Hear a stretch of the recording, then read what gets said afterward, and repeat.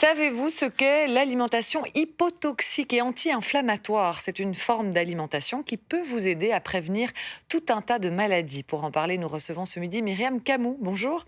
Vous êtes nutrithérapeute, coach certifié en nutrition.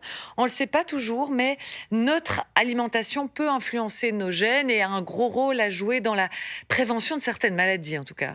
Oui, absolument. Donc, l'alimentation dite hypotoxique et anti-inflammatoire va nous aider à booster notre immunité.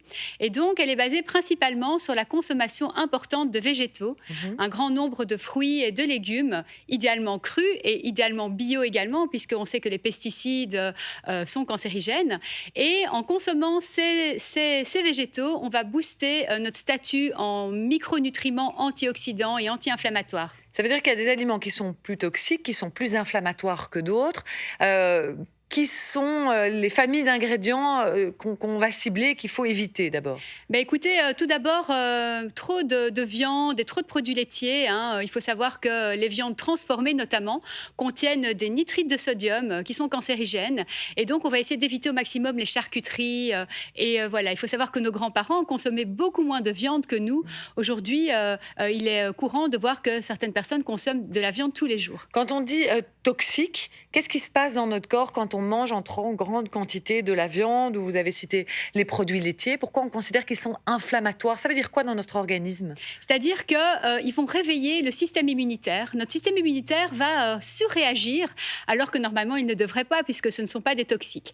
Mhm. Surtout lorsqu'on consomme des viandes qui sont beaucoup trop cuites, frites, grillées, et qui contiennent à leur surface des molécules brunâtres, eh bien, ces molécules-là vont encrasser notre organisme Mhm. et elles vont avoir du mal à être éliminées par le corps. Donc, produits laitiers, viande, j'imagine tous les produits ultra transformés. Absolument. Il faut savoir que voilà, l'avènement de l'industrie agroalimentaire nous a amené des produits ultra transformés et aujourd'hui, on en consomme beaucoup trop.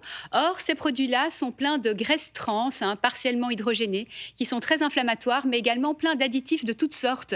On va dire, par exemple, des émulsifiants, des épaississants, etc. Et toutes ces molécules, notre corps ne les reconnaît pas, il ne Mhm. sait pas qu'en faire et ça va venir encrasser notre organisme, Ça veut dire l'inflammer. l'enflammer et certaines molécules vont, comment dire, peut-être léser également notre ADN. Mhm. Et on sait bien qu'un ADN qui est lésé peut être à la source de la prolifération de cellules cancéreuses. Donc, à l'inverse, les aliments qui ne sont pas toxiques, quelles sont-elles? Vous avez cité évidemment les fruits et les légumes. Absolument, mais d'autres types de végétaux également, hein. Par fruits, on entend idéalement tous les fruits qui contiennent beaucoup de vitamine C, comme le kiwi jaune, les agrumes, les fruits rouges. On va aussi mettre au centre de notre alimentation certaines épices, comme le curcuma, qui est Ouais. l'épice anti-cancer par excellence, le gingembre, la cannelle, mais également le cacao, le thé matcha.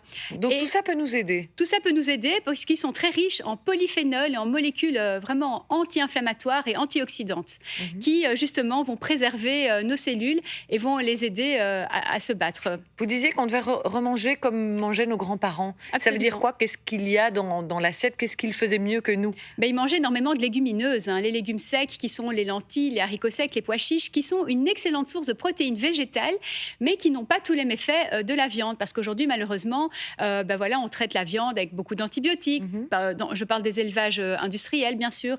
Il n'y a pas trop de fer non plus. Il faut savoir que l'excès en fer peut être pro-inflammatoire. Donc, Les modes de cuisson aussi jouent un grand rôle, j'imagine, oui, là-dedans. absolument. Donc, tout ce qu'on peut manger cru, on va le manger cru, hein. Je parle de certains fruits et légumes, bien sûr.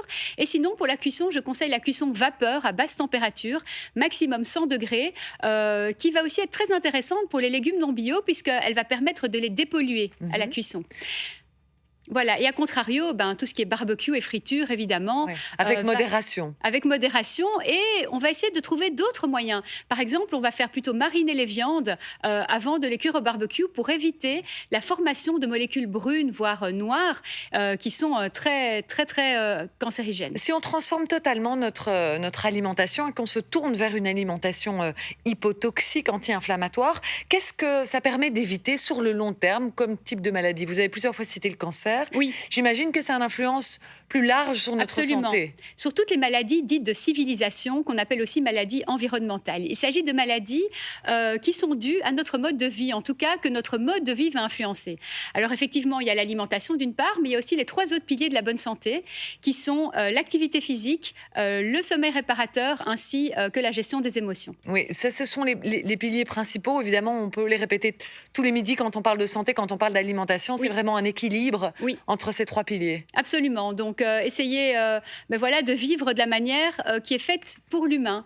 Voilà, à savoir être en activité, manger des aliments que la nature a prévus pour nous, retourner en cuisine, donc cuisiner nous-mêmes, avoir un sommeil réparateur, puisque c'est la nuit que notre corps se détoxifie et se régénère. Et effectivement, gérer le stress et les émotions va aussi participer à une bonne santé et à une prévention. Merci beaucoup d'être venu nous parler de ce type d'alimentation, évidemment, avec beaucoup de bon sens en privilégiant les produits végétaux. On vous retrouve notamment sur Facebook et sur votre compte Instagram Green Coach en nutrition. Merci beaucoup d'être venu nous en parler, Myriam. Surtout, ne bougez pas. Dans un instant de RTL Info 13h, nous serons évidemment en direct de Kourou au Centre spatial européen, depuis lequel doit décoller dans un petit peu plus d'1 heure l'une des dernières fusées Ariane 5. Le roi Philippe est présent sur place pour l'occasion. RTL Info aussi. Et puis, revivez en live l'une des meilleures bandes son qui soit, les tubes de Jean-Jacques Goldman repris par la troupe de l'héritage Goldman. Michael Jones sera notre invité tout à l'heure. RTL Info sur